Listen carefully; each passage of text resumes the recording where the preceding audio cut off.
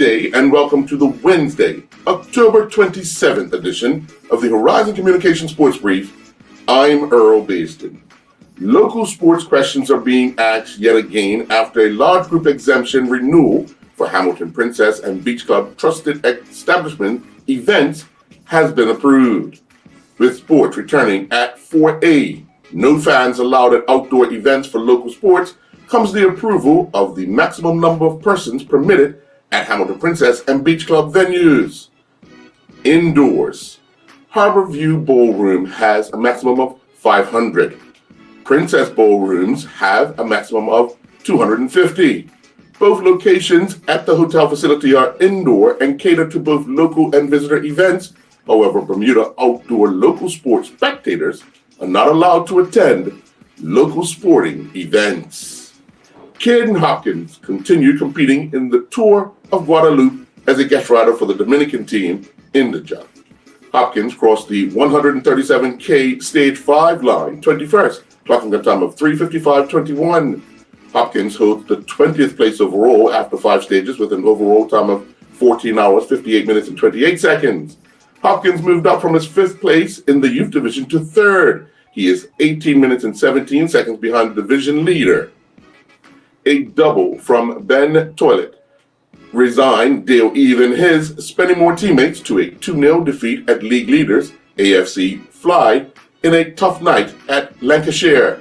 Justin Donowa scored his first goal of the season in the 46th minute, helping Solihull defeat Ultracham 2-1. Reggie Lamb and Willie Clemens both started for Stowmarket Town, but they could not prevent their team from falling 4-1 to Tilbury. Keziah Martin and his Kidderminster teammates drew 1-1 on the road with Chorley. DeAndre Wainwright scored his second goal in as many games, helping his Redcar Athletic FC teammates pick up a 4-3 win over Sunderland RCA on the road. Joshua Joseph, Zanawi Bowen, Shane Robinson, Stephen Simmons, and their Thomas College men's soccer teammates defeated the University of Maine Farmington 2-0. Mia Fisher and her number 8th ranked UCLA women's soccer teammates scored another early goal but gave up a second half equalizer in a hard-fought 1-1 draw at Washington State. The Butterfield Bermuda Championships will begin this week.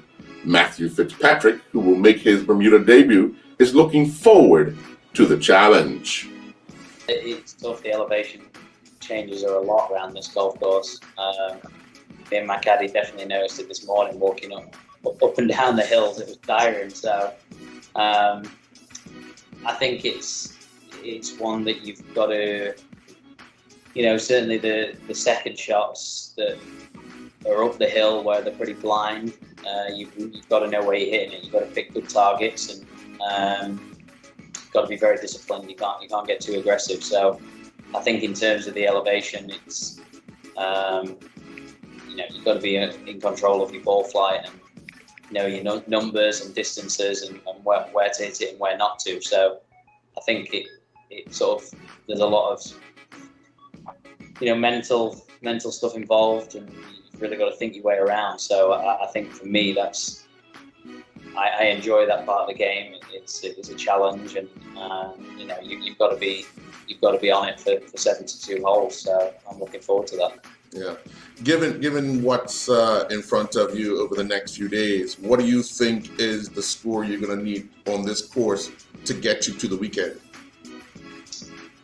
I couldn't tell you what the cut score was. I've been looking at the previous sort of winner scores. I think the average win score is about 16 under par. So, 4 rounds of 4 under a day, and you never know where you end up.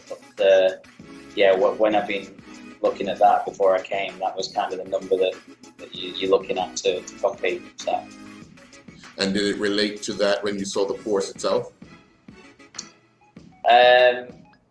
Yes. I can see it. There's a lot of tough holes, and at the same time, there's a lot of scoreable holes.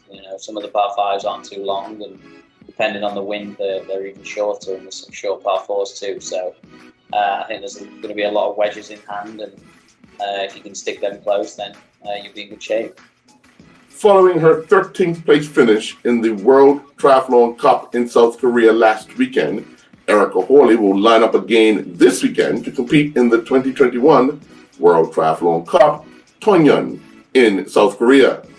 Hawley and the rest of the elite women's field will compete over a distance of a 750-meter swim, 20K bike, and a 5K run course.